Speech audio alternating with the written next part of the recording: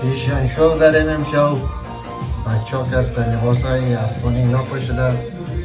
خوب برای که قشنگ دیگه بریم نگاه کنیم.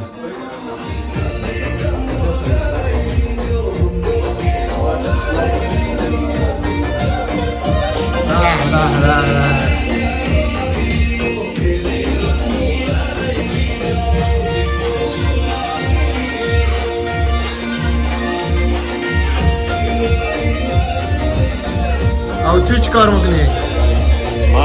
دارم یک چیز درست بکنم بعداً بیا. ها؟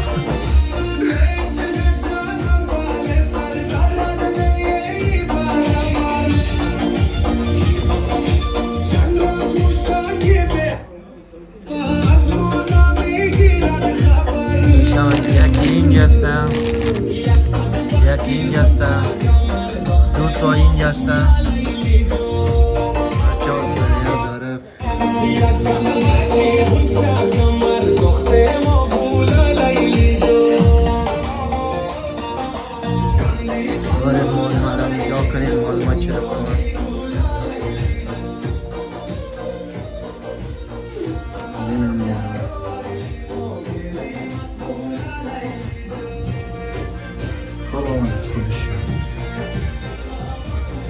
لونگی میزنه دیگه؟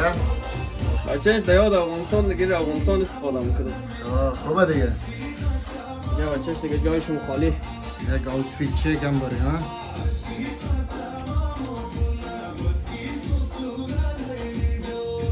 از تو را ترتن باندر کی داده؟ از مرا آبه من مادر جانم درست کرده، مادر جانم. از مرا زنم درست کرد. تو زن درست کرده؟ خوبه دیگه. او بیشکل. همراه خانه جدید چطور هستی؟ بسیار عالیه، خانه خوب است.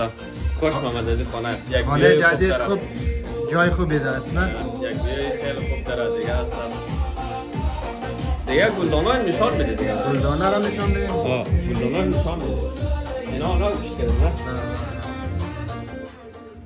گلای جدید با خانه جدید. شو است اگه بیای خانه را نشان بده. شو.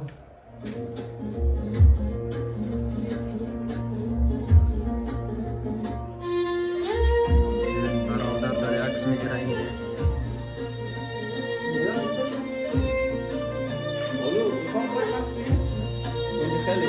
یه قاشقال هم کردیم اون در خانه. داریم فوتبال هم نگاه میکنیم. همزمان اینجا نگاه کنید. اینجا یک دو تا لباس افغانی اینجاست. فیشن شو داره عکس میگیره اینجا. امیر ها بیا اینجا عکس بگیریم برای پروفایل یوتیوب. برای پروفایل یوتیوب بگیریم؟ برسه. اینجا عکس میگیریم. بیا. اینم از ویدیوی خانه جدید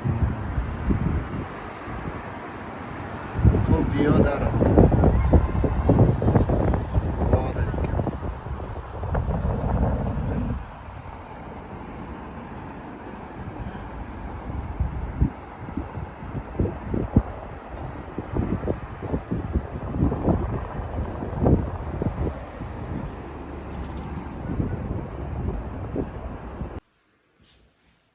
این خانه قدیمی از ما بود. از اینجا رفتیم در خانه جدید. این تمیز کردیم، مال دولت بود.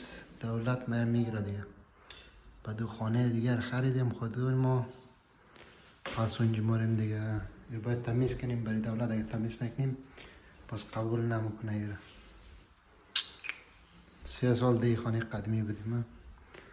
دیگه خانه چه قیمه زخچالایش